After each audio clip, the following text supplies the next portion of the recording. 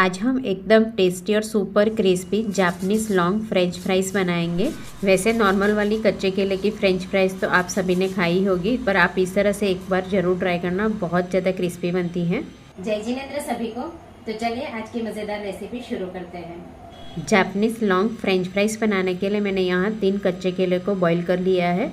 और ये जब भी कच्चे केले गर्म है तब भी हम तुरंत कच्चे केले के छिलके निकाल लेंगे, क्योंकि ये कच्चे केले जब बॉईल करते हैं तो ये यानी गर्म रहते हैं तो एकदम सॉफ्ट जल्दी से हो जाते हैं। अगर ये ठंडे होने देंगे तो फिर ये थोड़े हार्ड हो जाएंगे, तो छोटे छोटे चंक्स रह जाते हैं। अगर ये ठंडे हो जाते हैं तो फिर आप ग्रेटर से ग्रेट करेंगे, या फिर आप मेरी तरह तुरंत बॉईल किए हुए कच्चे केले को इस तरह से मैशर की मदद से अच्छे से मैश करेंगे। यानी बिल्कुल छोटे छोटे चंक्स नहीं रहने चाहिए, एकदम स्मूथ हो जाए तब तक हमें मैश कर लेना है। तो देखिए यहाँ मैंने 3 कच्चे केले को अच्छे से मैशर की मदद से मैश कर लिया है।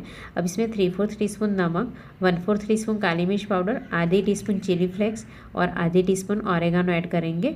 और बाइंडिंग के लिए इसमें हम 2 से 3 टेबलस्पून कॉर्नफ्लोर ऐड करेंगे। तो आप थोड़ा थोड़ा ऐड करके फिर आप चेक करेंगे। अगर ज़्यादा ड्राई हो जाएगा तो फिर आपको 1 से 2 चम्मच पानी ऐड करना पड़ेगा। यहाँ मैंने आटे का मेज़रमेंट बताया है, पर आप ध्यान रखिएगा कि ये कच्चे केले ज़्यादा ठंडे हो जाएंगे तो वैसे ही ड्राई हो जाते हैं, तो आपको कॉर्नफ्लोर थोड़ा कम ऐड करना होगा। और आपने कच्चे केले बॉईल कैसे किए हैं उसके ऊपर भी डिपेंड रहता है। अगर आपने कच्चे केले को पानी में बॉईल कर दिया है तो मॉइस्चर ज़्यादा रहेगा तो कॉर्नफ्लोर ज़्यादा ऐड करना पड़ेगा, और स्टीम में बॉईल किया रहेगा तो मॉइस्चर कम रहेगा तो आटा थोड़ा कम ऐड करना पड़ेगा। तो देखिए इस तरह से अच्छे से बाइंडिंग हो जाना चाहिए, यानी हमें आटे का मेज़रमेंट उसी हिसाब से ऐड करना है। और ये फ्रेंच फ्राइज़ को एकदम क्रिस्पी बनाने के लिए ये सीक्रेट इंग्रेडिएंट्स है। आधी टीस्पून नींबू का रस ऐड करेंगे और अच्छे से मिक्स करेंगे, जिससे फ्रेंच फ्राइज़ एकदम क्रिस्पी बनेगी। तो देखिए इस तरह से आटे को हमें एकदम स्मूथ हो जाए तब तक हमें अच्छे से मसल देना है।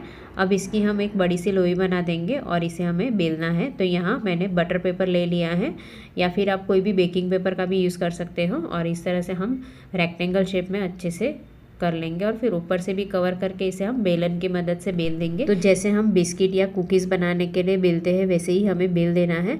बीच बीच में आप चाहो तो ऊपर का पेपर हटाकर आप चेक कर सकते हो, यानी साइड से कहीं किनारे फट रही है तो आप अच्छे से कवर करेंगे और फिर इसे हम वापस बेलेंगे। तो ये बेकिंग पेपर की वजह से कहीं चिपकेगा नहीं और अच्छे से बेला जाएगा। और इसे हमें सारी बाजू से घुमाते हुए इवनली बेल लेना है। तो बेलने वक्त भी ध्यान रखना है कि कहीं पे मोटा कहीं पे पतला ऐसा बेलना नहीं है, और कहीं पे किनारे भी फट रही है तो आप इस तरह से अच्छे से बंद कर लेंगे और हल्का हल्का प्रेस करके कवर करेंगे और फिर वापस पेपर से कवर करके फिर बेल देंगे।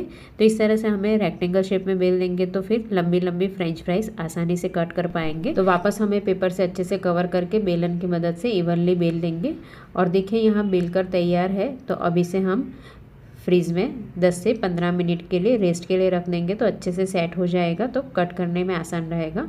तो देखिए यहाँ मैंने फ्रीज में से निकाल लिया है और अच्छे से सेट हो गया है। तो कट करने के लिए इस तरह से हमें पतली पतली स्ट्रिप में कट करना है। तो देखिए नाइफ़ में चिपक रहा है, तो मैंने यहाँ पिज़्ज़ा कटर का यूज़ किया है, जिससे हमें पतली पतली और लंबी कट करने में आसान रहेगा। और चिपक रहा है तो आप हल्का सा कटर को ऑयल से ग्रीस करके फिर कट करेंगे।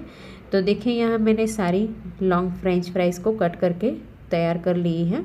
और ये फ्रेंच फ्राइज़ इस तरह से हमें लंबी लंबी ही कट करनी है, और बहुत ज़्यादा मोटी नहीं रखनी है, ना ज़्यादा पतली रखनी है। अब इसे हम फ्राई करेंगे। तो फ्राई करने के लिए मैंने यहाँ नॉनस्टिक पैन में ऑयल गरम करने के लिए रख दिया था, और ऑयल अच्छे से गरम होना चाहिए और गैस की फ्लेम भी हम हाई रखेंगे। और इस तरह से फ्रेंच फ्राइज़ को ऑयल में ऐड करने के बाद 30 to 40 सेकेंड के बाद साइड चेंज करेंगे। अब ये फ्रेंच फ्राइज़ को हमें पलट पलट कर क्रिस्प होने तक अच्छे से फ्राई करना है। तो शुरुआत में हमें गैस की फ्लेम मीडियम टू हाई रखनी है, फिर हम 1 से 1.5 मिनट के बाद गैस की फ्लेम स्लो टू मीडियम करेंगे और पलट पलट कर क्रिस्पी होने तक अच्छे से फ्राई करेंगे।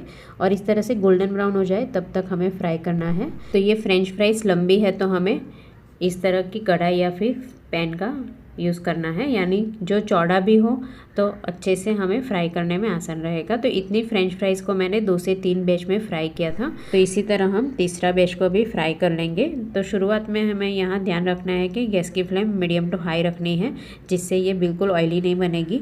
तो देखिए यहाँ सारी फ्रेंच फ्राइज़ को मैंने फ्राई कर लिया है, और आवाज़ सुनकर ही पता चल जाएगा कि कितनी क्रिस्पी बनती है और काफ़ी समय तक क्रिस्पी भी रहती है। तो तोड़कर भी देख लेंगे तो ऊपर से एकदम क्रिस्पी और खाने में अंदर से हल्की सॉफ्ट लगती है, तो बहुत ज़्यादा टेस्टी लगती है। तो ये फ्रेंच फ्राइज़ के ऊपर आप चाहो तो पेरी पेरी मसाला या फिर चाट मसाला स्प्रिंकल कर सकते हो, या फिर चिली फ्लेक्स और ऑरिगानो स्प्रिंकल करके भी आप टमाटर केचप के साथ सर्व कर सकते हो। तो आप भी एक बार घर पर ज़रूर ट्राई करना, बहुत ज़्यादा टेस्टी लगेगी। Thank you.